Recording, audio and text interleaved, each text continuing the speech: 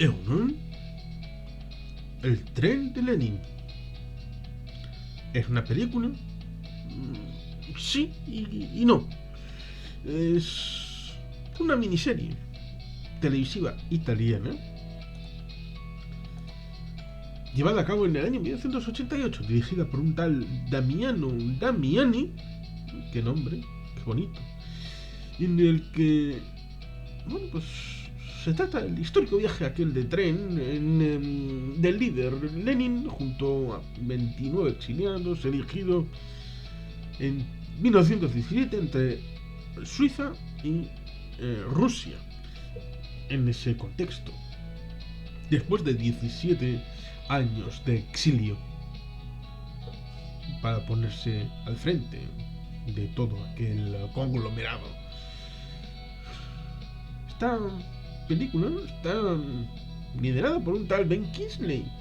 En aquel año 1988 había ganado ya un premio Oscar en el año 82, el año de mi nacimiento, por la película aquella Gandhi, que está comentada en este canal. Con lo cual era un actor de peso y con reconocimiento internacional. Interpreta al camarada Vladimir Ilich Ulyanov, Lenin.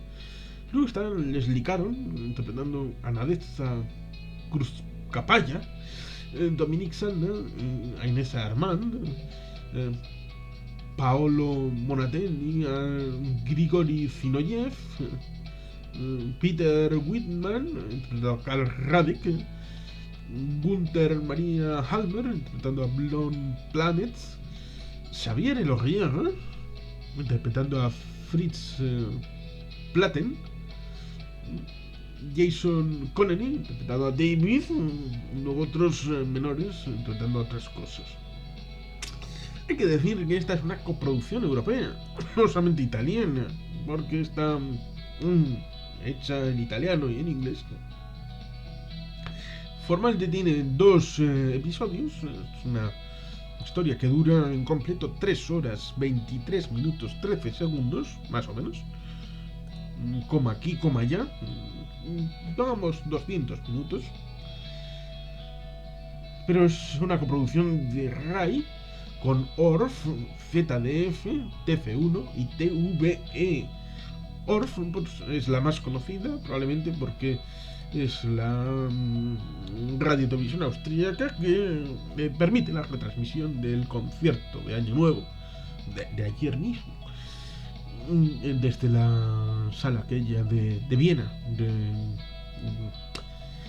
bueno, sin dispersarnos, es por lo tanto una coproducción italiana, austríaca, alemana, probablemente francesa, creo que TF1 es Francia, y televisión española.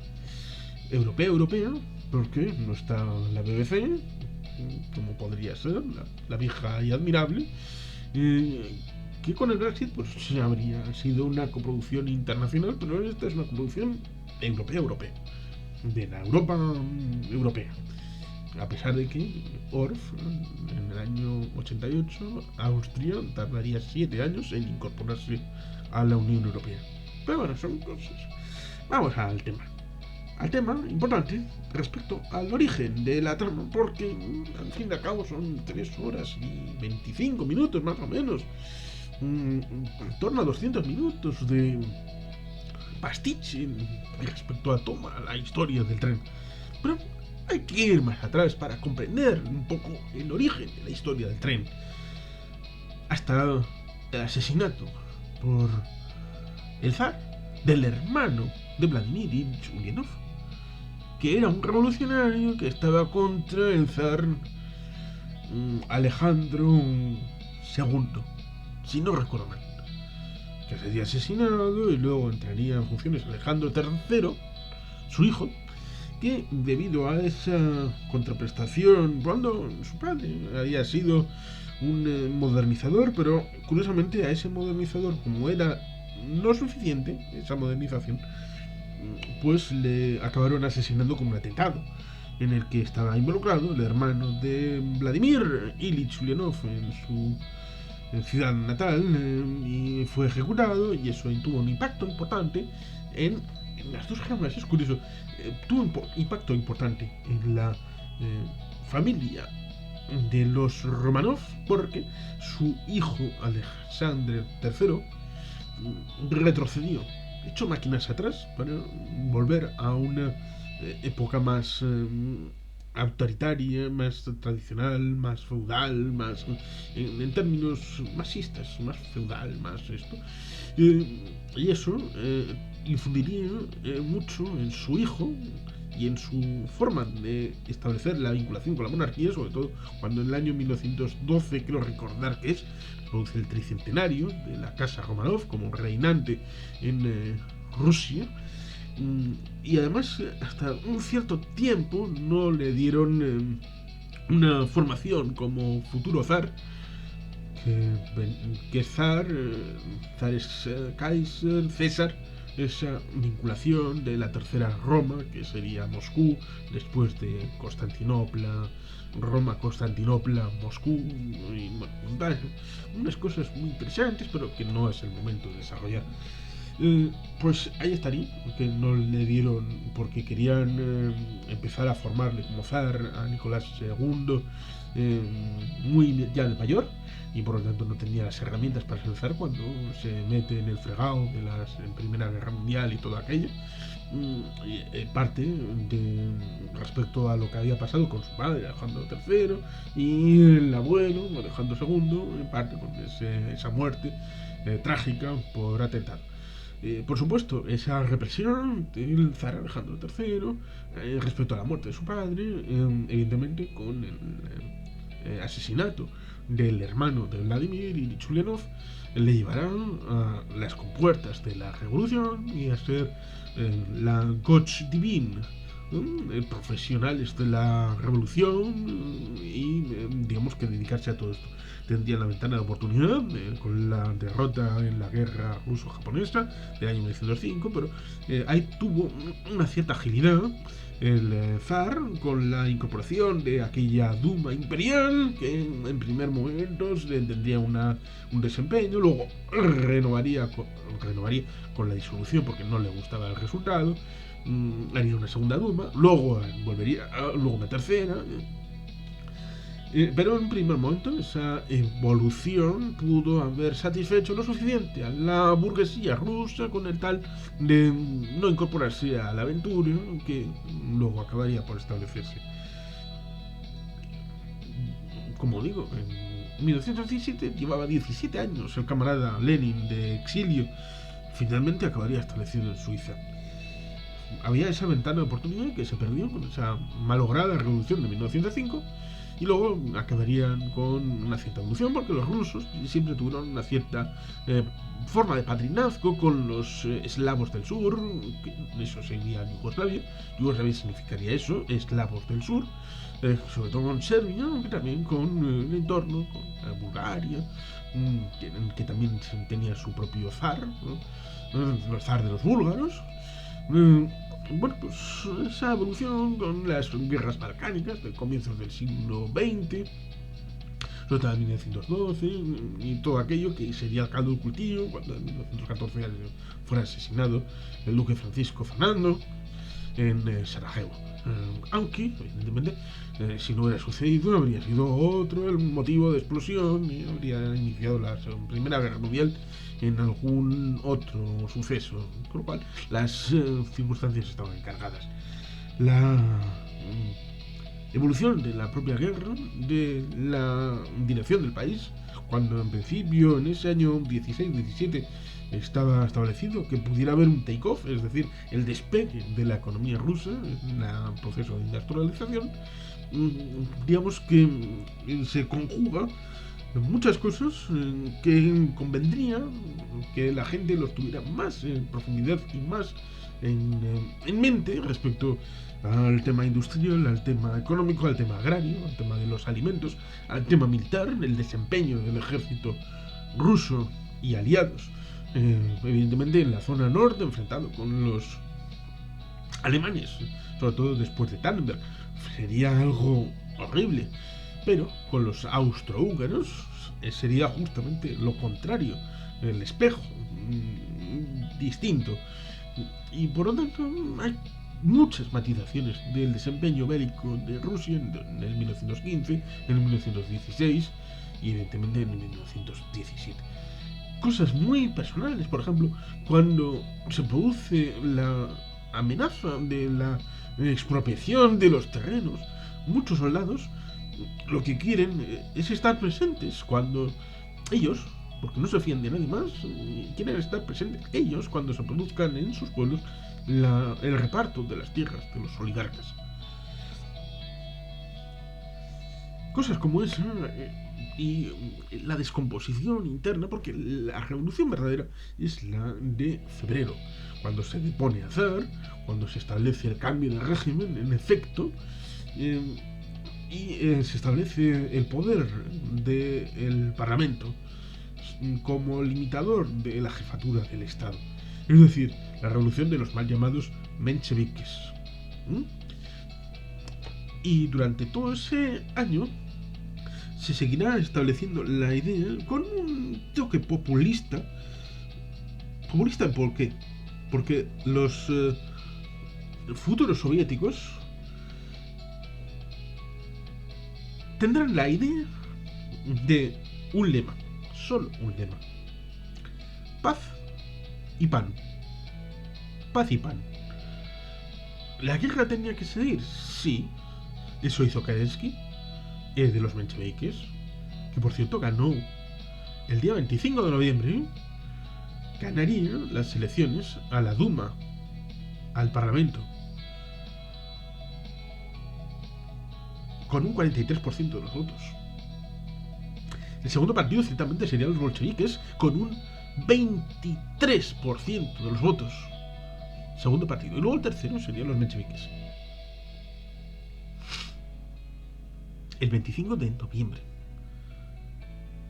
Con lo cual se puede entender claramente que lo de octubre-noviembre, según el calendario, o sea, el occidental o el ruso del momento, aunque luego lo acabarían actualizando, sobre todo a efectos oficiales, fue un golpe de Estado. Un golpe de Estado incitado en buena medida por esta historia del tren. ¿Qué es la historia del tren? La historia del tren es que como los alemanes ven que llevan varios años de lucha en dos frentes, por ser tontos, porque ahí está el libro de los cañones de agosto, comentado en este canal, aquel libro del año 1962, surgido respecto a la idea de agosto de 1914 y la evolución del primer mes de la Primera Guerra Mundial. Y como todas las formas de intento de superar el conflicto, no ya de frente, en el frente occidental, sino también por escenarios secundarios, es absolutamente imposible.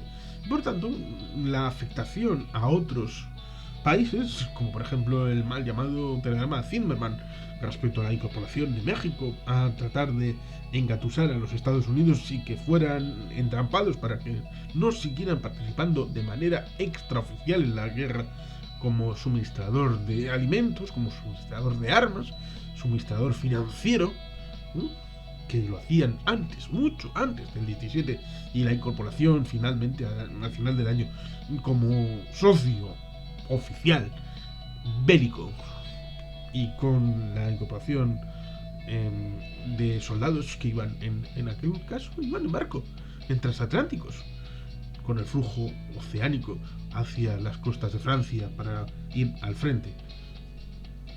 No, mucho antes ya estaban.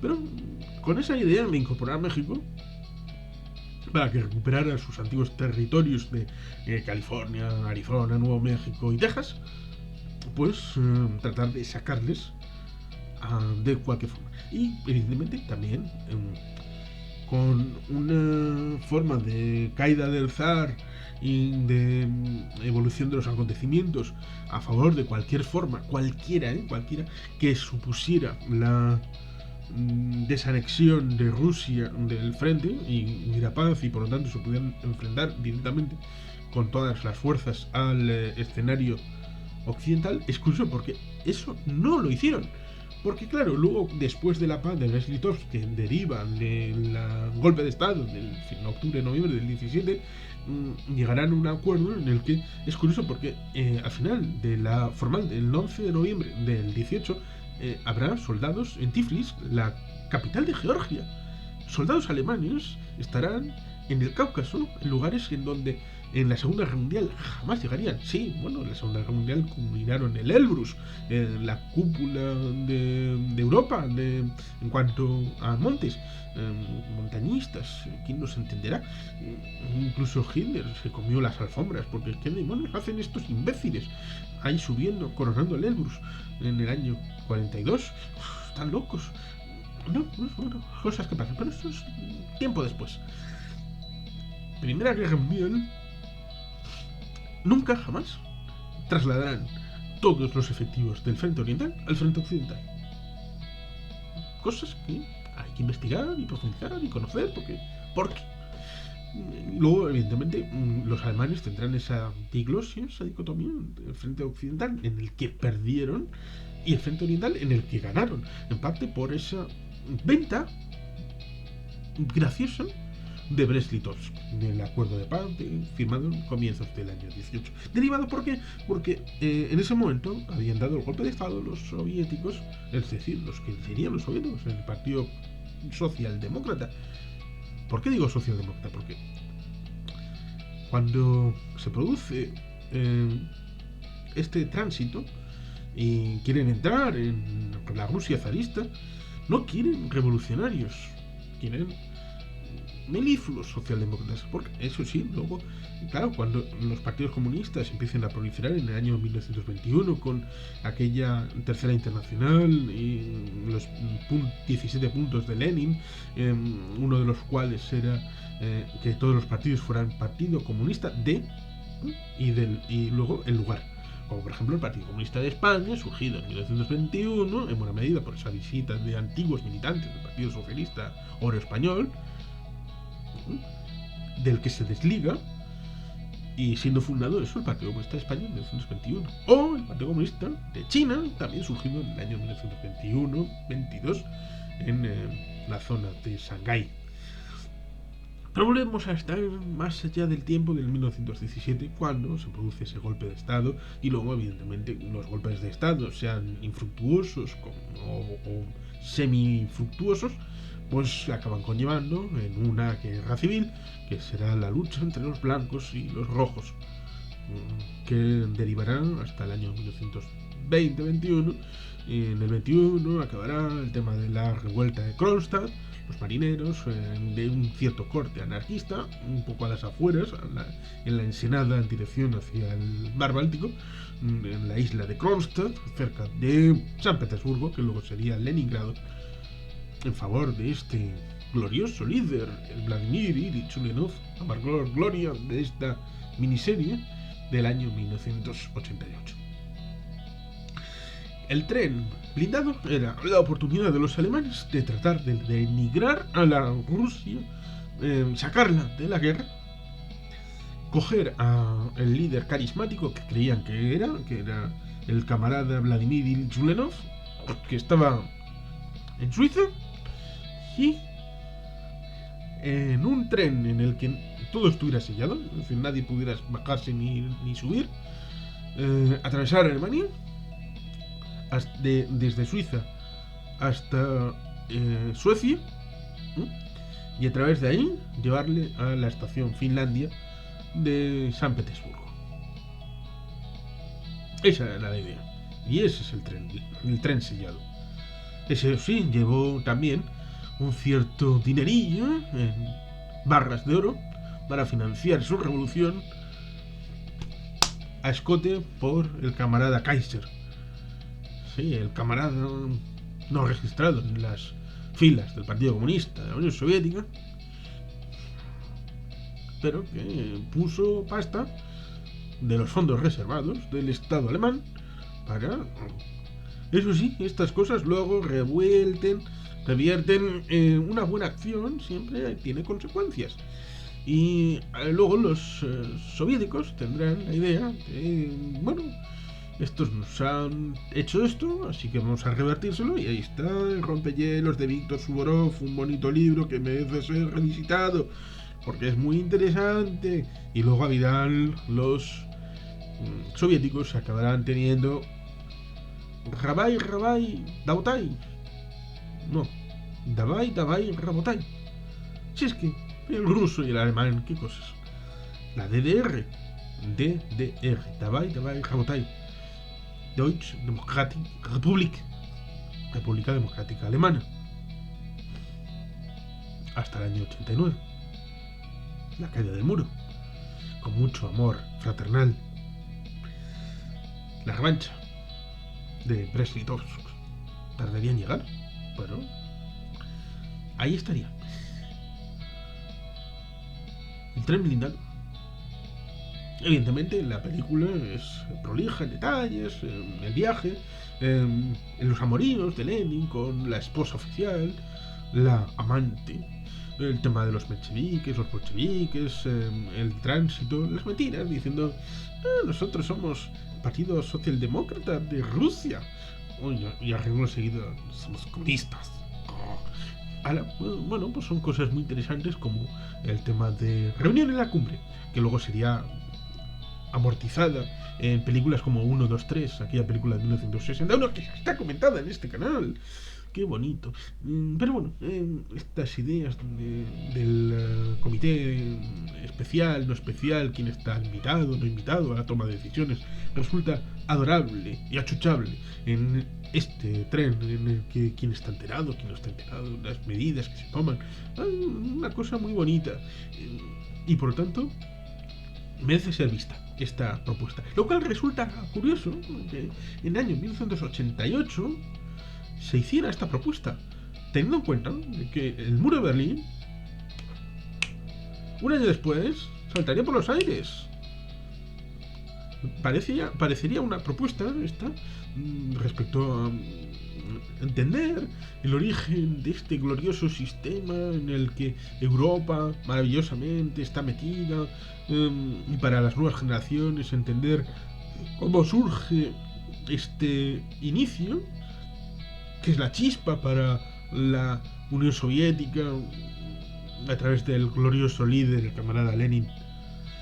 En el año 1989 se produce la desaparición del muro de Berlín, en el año 1990 se produce la reunificación de Alemania y en el año 1991 se produce el golpe de Estado de los conservadores de la KGB y del Partido Comunista de la Unión Soviética para tratar de establecer esa retrocesión a las circunstancias de la perestroika y la glasnost, pero que fracasa y acelera la desintegración de la Unión Soviética, que desaparecerá formalmente el día 25 de diciembre del año 1991, es decir, el día de Navidad. Feliz Navidad y próspero Año Nuevo. Así pues, en este año 2022 pues, se produce ese 30 aniversario de el primer Año Nuevo sin Unión Soviética sobre la faz de la Tierra. ¿En qué estarían pensando estos camaradas de la RAI, de ORF, de ZDF y de TF1 y de TVE en el año 1988 al hacer una película a mayor gloria del camarada Lenin? Bueno, ahí está. Tiene un gusto antiguo y bueno, pues se puede ver en YouTube y ahí está metido hasta el Ben Kingsley. ¿Es agradable? Sí. Eso sí, tampoco desmerece el ponerle a doble velocidad o un poquito elevado, 1.25, 1.5, porque digamos que 3 horas 23 de todo esto pues resulta un poco tedioso. Poca gente puede tener 3 horas 24 minutos de su vida para dedicársela al camarada Lenin. Bueno, ahí está. Cada cual que elija lo que quiera. Hay posibilidades también de bajarle. No cometan esa locura. Pueden ponerla a 1. Eso es lo bueno de tener la película en YouTube. A 1, a 1.25, a 1.5, a 1.75 o a 2. Ahí están las opciones. Incluso de no verla. Pero aquí está la propuesta. Yo la vi en su momento. ¿eh? Recomiendo verla como un elemento más a la incorporación de esa visión para ese punto de la historia respecto a la Primera Guerra Mundial, respecto a Rusia y el tránsito hacia después de la verdadera revolución, que es la de febrero del 17, al golpe de Estado del año 17, que es el de octubre-noviembre, y tras él vino la guerra civil, la nueva política económica, antes del fallecimiento en el año 24 del camarada Lenin, y luego ya llegará todo lo que supuso Stalin y todo aquello. Véanla, acérquense. Si les gusta el camarada Lenin, si les gusta la historia, si les gusta la Primera Guerra Mundial, Revolución Soviética y todo eso, pues, también deben ver esta película y bueno, pues luego comentan. Y sin más, es que el casco, agur bat, Betty Helpian.